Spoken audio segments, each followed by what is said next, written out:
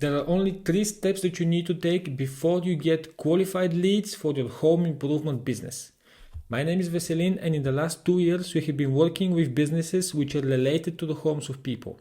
We've gotten them a constant flow of new leads and sales in less than 4 weeks after they started working with us. Now, let's go into the steps that each of our clients at DeqVision goes through. The first step is that you need to attract people to your business.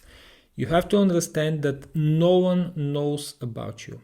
Even if you have 1,000 followers, if you have 5,000 followers, 10,000 followers, that doesn't mean anything in the digital world right now. You need to make sure that people know about your business. You need to constantly be putting out content. You need to constantly be putting out ads out there, because if no one can really find you and get to your website, then even if you have everything else perfect, even if you have the most amazing service, the most amazing product, if no one can find you, then all of this is just useless. You have to understand that marketing is very important for your business, and also marketing is an investment that you need to take to get more people to see you and attract them to your business. If we take a look at a standard marketing funnel, the first step is to attract people, to get people to see you. You're targeting a very cold audience, people who have never seen you, who have never heard of you, to just check you out, to see you for the first time. You're not expecting from those people to buy from you immediately. It's very hard, especially if you're selling a high ticket service or a product, especially if what you're selling is more than $500 or $1,000, etc. There is no way that someone will see you for the first time and they're going to buy immediately. No, this is just the first part of a whole series of events that people need to go through before they buy from you. So you have to understand that the first part is getting people to see you and attracting them. And usually that happens through ads. You can be running those ads on Facebook, on Instagram, on Google. You can be running them on LinkedIn. There are lots of different ways, but you need to put yourself out there. Then once you have those ads in place, what's next? Where do those ads lead? Some people nowadays really love to have their ads running to their Instagram profile, to have many Instagram profile visits, to get a lot of followers.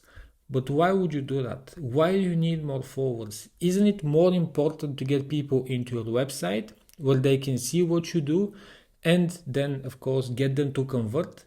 And by the way, if you don't have a website, then don't even think about digital marketing. Unless you have a website, there is no need to invest any kind of other money into marketing. You need to have at least a basic website. You can create a website nowadays in 2 or 3 days. So just spend the time or invest money in a professional service provider who can create a website for you. But you need to have one.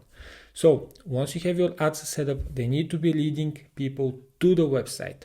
Once they're on the website, they need to start checking out what you do. You need to have a whole portfolio of previous projects. For example, if you're an interior design studio, you need to have all your previous projects out there. Or if you're selling some kind of a high ticket product, let's say that you're doing customizable furniture, for example, then you need to show all the different furnitures from before so people can see it. You need to put yourself out there. People need to see why you are better than all the competitors that you have out there. And then also, on top of only showing what you have done so far, you also need to be targeting the pain points of people. This is something that usually websites do very, very rarely these days, which is definitely a problem. When I'm talking about pain points, I'm saying that your website shouldn't be just a business card. It shouldn't just be talking about you, what you have done so far, what your team is about and what you do, and everything is me, we. No, you don't need to do that. What you should focus on is focus all your copy, all your text to the potential customer. You need to be talking to them. You have a problem with interior design, we can solve it. You have a problem with not having a furniture, we can create it for you. Start always with the you. Start always with what the person has a problem with and how you can solve it. Never just talk about yourself without connecting this to what the person is experiencing as a problem and what they need to be solved. And by the way, you can never know what you're going to write until you set some time specifically to think about your ICP, your ideal customer profile. You need to spend 1 or 2 days, even a whole week if you need that time, to just think about who you're going to serve. Who exactly is the person that you want to be your perfect customer? Think about a real person. Start naming them. Start giving them a specific age. Think about what they do in their free time, what their goals are, what's their motivation, what are their pain points, what are they struggling with, what are some good, nice to have for them. Just think about everything. Like, you need to really imagine this as a real person, because that will help you to write better texts and also to create better ads. Because when your ads and when your texts are resonating with your potential customers, there is a much higher chance that they're going to convert into an actual customer, because they feel that you understand them. They feel that you have already been working with similar people like them, and that means that they're going to trust you, that you can really solve their problems. Because if you're just talking to the whole world, if you're saying, I can do interior design for everyone, I can create furniture for everyone, it doesn't matter, then you're just going to be like all the other businesses out there. Yeah, everyone can create amazing furniture. Everyone is going to say that in their copy. But if you're saying something very, very specific in your copy, in your text, then there is a much higher chance that people will come to you and not to your competitor.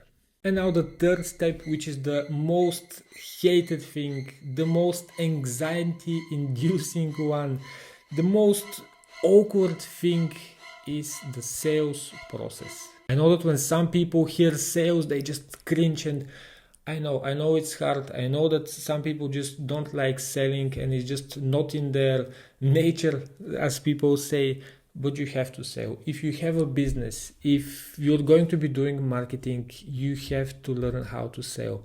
There is no way to grow a business without marketing and without sales. There is just no way. So you have to clear that outside of your mindset. Once people come into your website and what you have put on the website really resonates with them and they start trusting you, now what's natural to happen if you need leads is for them to fill out a contact form on your website. Once they fill out this contact form, you need to call them in the next 1 hour preferably. If you can't really call them in the next 1 hour, then they might also fill out the form of your competitors. They may call them before you, they may set up a meeting with them before you, and they may convince this person to work with them even before you have called them. So make sure to be as fast as possible. Your competitors are never going to be sleeping.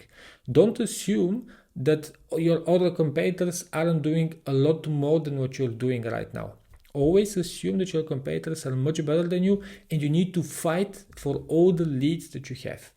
For me, every lead is golden. You don't know what this person might really have in store. Even if the form that they fill out may feel very wrong. Maybe the message that they send you on the contact form doesn't really look like something serious. But you don't know about this person.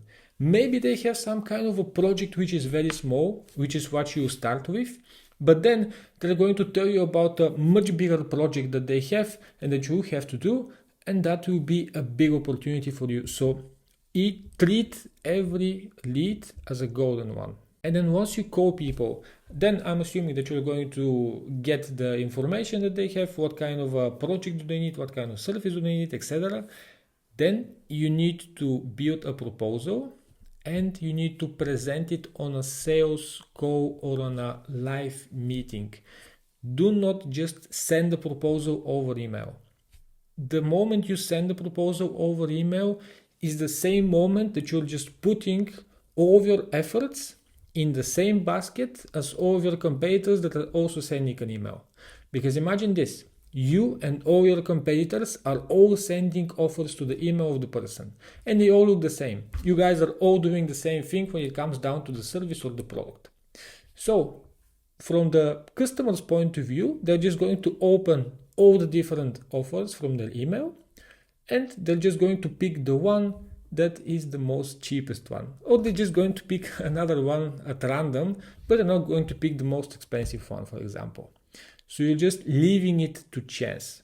It would be much better to have a sales call where you're talking with the person, where you are handling any kind of objections, any kind of questions on the spot, on the moment, and that always increases the chances that they're going to say yes to you and not to one of your competitors. Even if you're missing only one of these 3 steps, then your business is not going to perform well digitally. Trust me, I have seen this in a lot of other home improvement businesses just like yours.